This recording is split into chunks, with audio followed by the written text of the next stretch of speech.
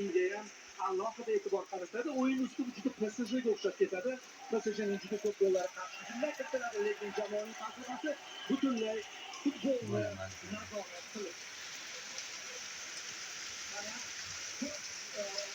to'p sxemasiga boshlaydi hujumlarni, o'yinni va kerak payti Nestor Lorenzo to'g'ri o'tadi. Chunki qanotdan aktivlik oshib ketadi. Shuning uchun bo'lsa kerak bizning ana shu qanot himoyachilarimiz ko'proq himoyaga ixtisoslashgan futbolchilar.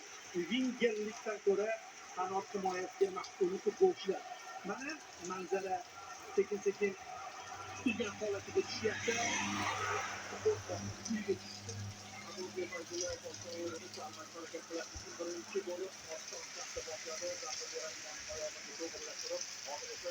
Bugun boshqacha kun.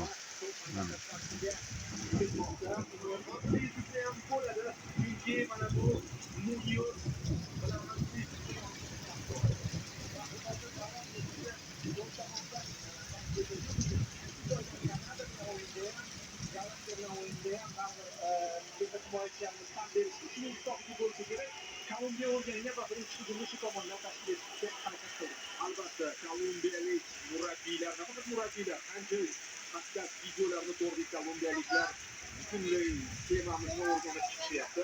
Mayli, shunga yarasha yangiliklar olib turadi.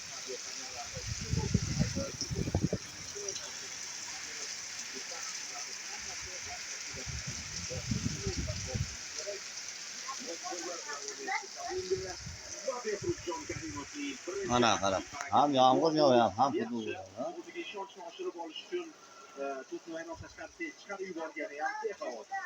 Luis Diaz bor edi bu yerda. Agar to'p o'tadigan bo'lsa, Bizda yomg'ir yog'yapti.